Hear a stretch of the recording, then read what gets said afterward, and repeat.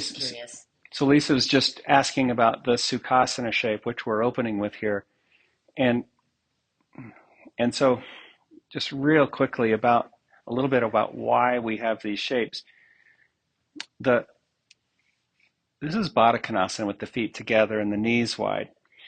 And and now, unlike when I'm standing, now I have flexion on my hips. Right? If I lay back on the floor, then that would be more like standing. But now I have flexion on the hips and I have this external rotation in my hips. The head of the femur is turning out. Then, if I bring the feet to cross, the legs to cross, now it's just a different contact point inside the hips.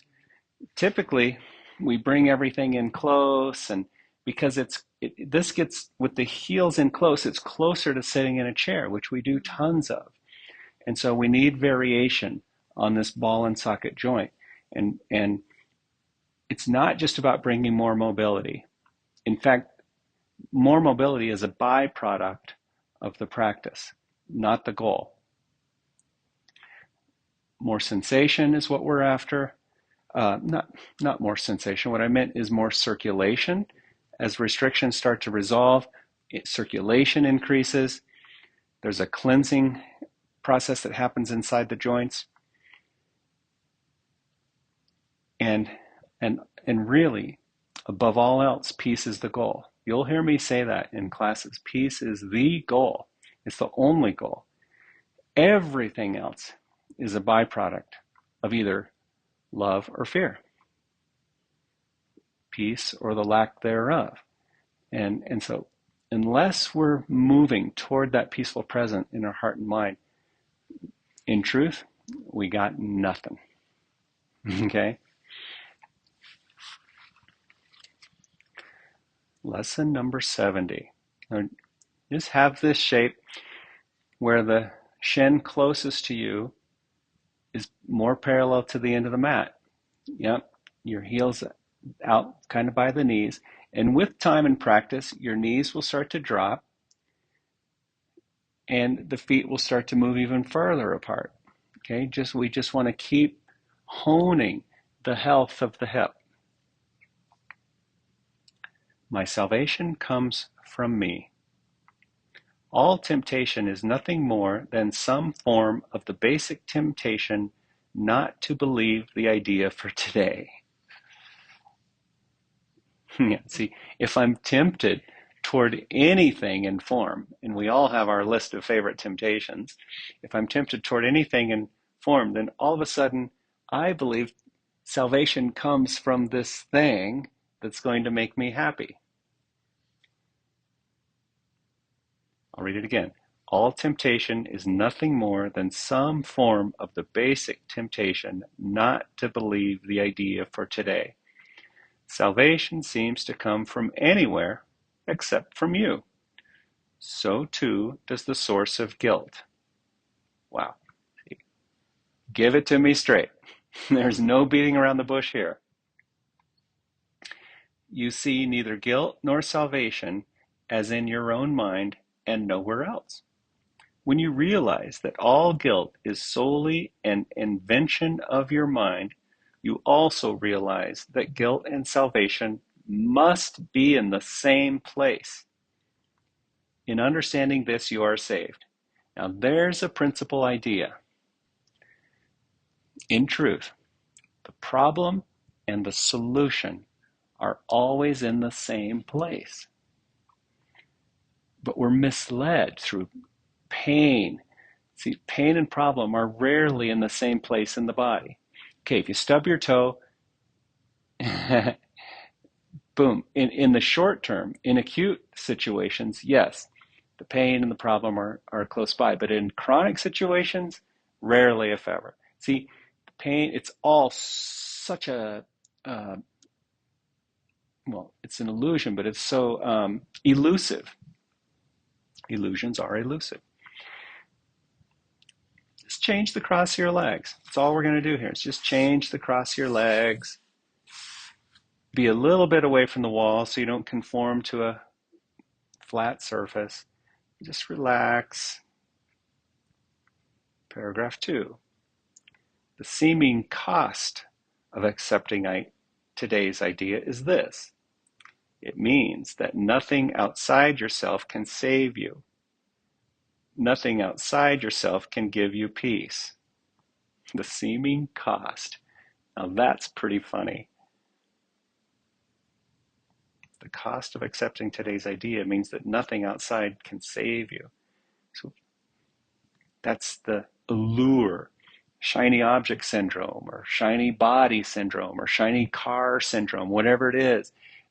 This thing is going to make me happy. But no. It also means that nothing outside yourself can hurt you, or disturb your peace, or upset you in any way. Today's idea places you in charge of the universe, where you belong because of what you are. This is not a role that can be partially accepted, and you must surely begin to see that accepting it is salvation. See now, and while things like, when we're speaking of the universe here, we think of like astrology and the alignment of the stars and how we give them power over us. Now that kind of astrology can be helpful. Anything in form can be helpful as long as we know where we're headed, as long as we know the goal. The stars, the planets, none of that have power over us.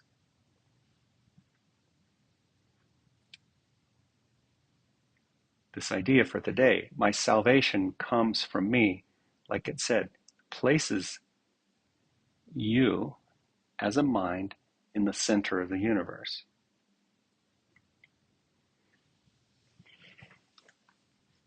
Okay, I'm going to come to all fours. And you're going to place the bolster or support between your heels. So crawl all the way out here. The bolster is going to go between your feet, heels pointing straight up toward the ceiling. And then you're going to start to sit back on the bolster. Now this is first and foremost work for the knees. So see how Lisa's sinking back, she's dropping her head. This is the shape. You don't really need the support for this, but it's sort of a governor. It keeps you from getting too low, and I want you to be conscientious in your knees. We don't have to advance every shape to its fullest every time. Open the fingers. I love this idea, of coming to our knees for prayer. It's a gesture of humility, humbling the ego to know the power of true self.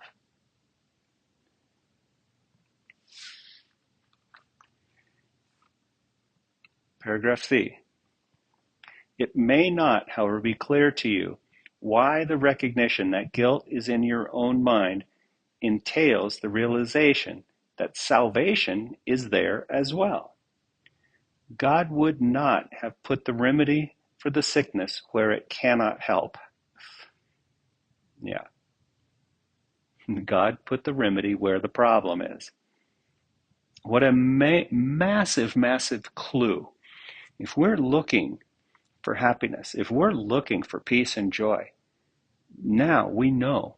We just have to uncover the problem. The solution is there. That is the way your mind has worked, but hardly his. He wants you to be healed, so he has kept the source of healing where the need for healing lies. So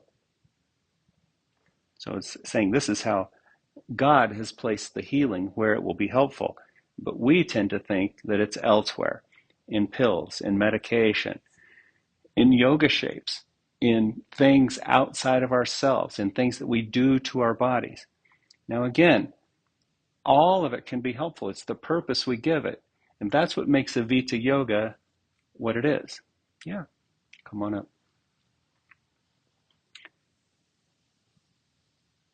Yeah, if you haven't done so already, just come on up.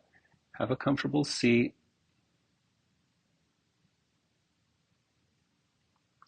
Purpose is everything.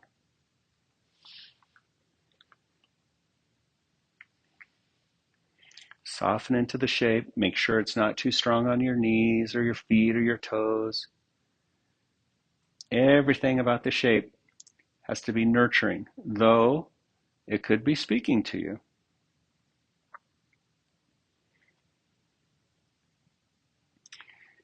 In paragraph 4, it says, "You have tried to do just the opposite, making every attempt, however distorted and fantastic it might be, to separate healing from the sickness for which it was intended, and thus keep the sickness.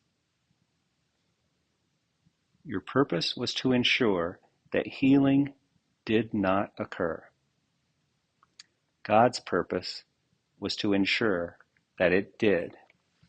That speaks in past tense there because, in truth, healing has already happened. We're already home because ideas leave not their source.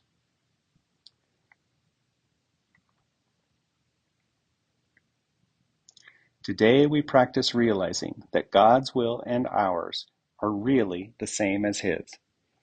God wants us to be healed, and we do not really want to be sick because it makes us unhappy. Therefore, in accepting the idea for today, we are really in agreement with God.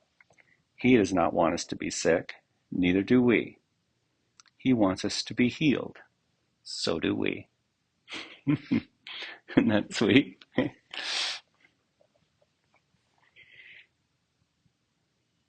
It's logical.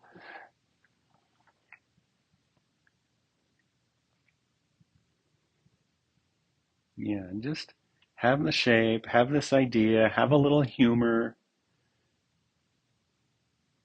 sit with the logic.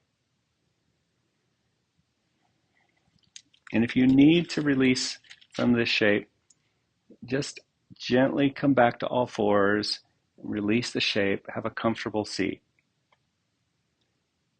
For now, I'm going to assume that you have the proper support and that everything is okay, and I'm going to read another paragraph.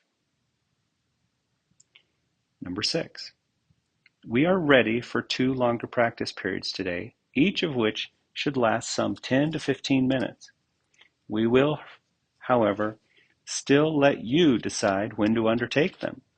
We will follow this practice for a number of lessons, and it would again be well to decide in advance when would be a good time to lay aside for each of them, and then adhering to your own decisions as closely as possible. So it's asking us to just have a little consistency with our practice. Make room for God.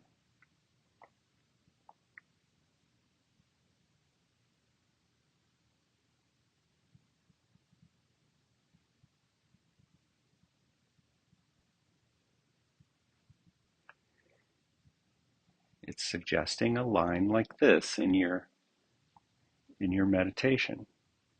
My salvation comes from me. It cannot come from anywhere else.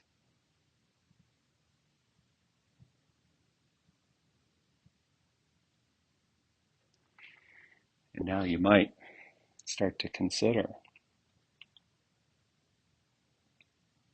how the ego opposes this truth and how we tend to look for love in all the wrong places, just like the country western song informs us.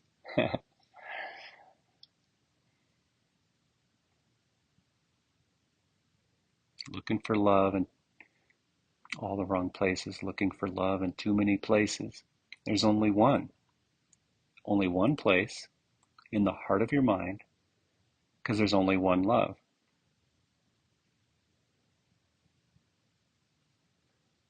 Bob Marley gave us the answer.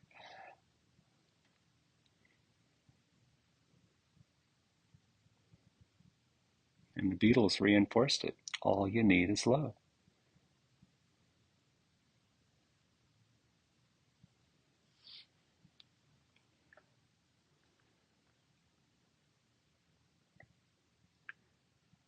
Okay, now it may be time for you to change up the shape. You may stay. If you need to change up the shape, just find a comfortable seat. You might lay on your back. You might just sit on the bolster. You might come back to the Sukhasana shape. Yeah, something easy. Now we will try again to reach the light in you, which is where your salvation is. You cannot find it in the clouds that surround the light. And it is in them you have been looking for it. It is not there. Salvation is not in the clouds. Salvation is in the light. It is past the clouds and in the light beyond. Remember that you will have to go through the clouds before you can reach the light.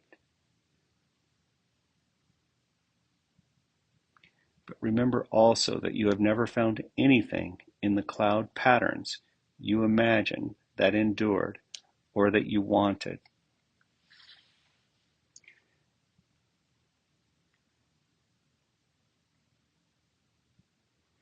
Yeah, cloud patterns. It's like compensation patterns. This whole dream is one giant compensation for perfect love, for heaven. And then pains come up, and then we move around the pain, and the body compensates. Patterns. We have bodily patterns, we have familial patterns, we have relationship patterns. These are our cloud patterns, and they're just nothing but distractions, and they lure us in.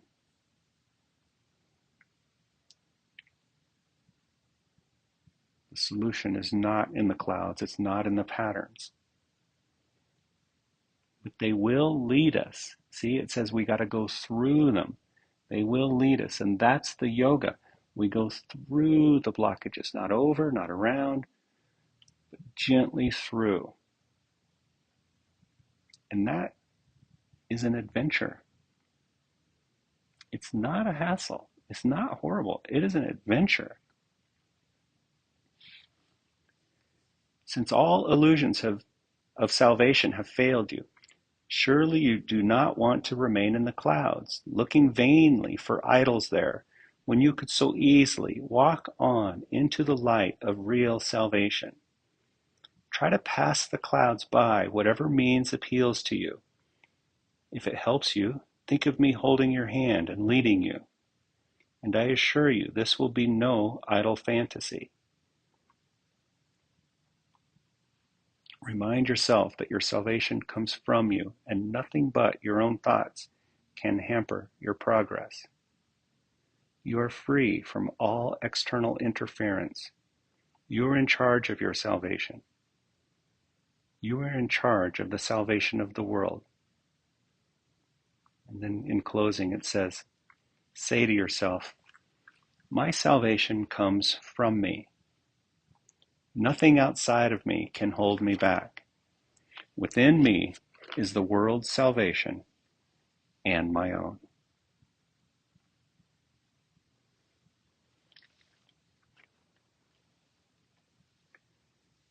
As an outer symbol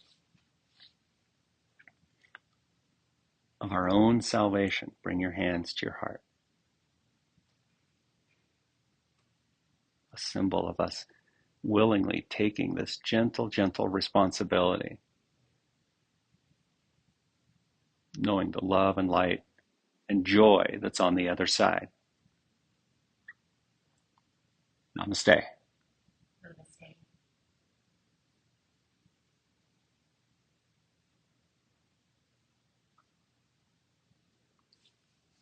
Okay.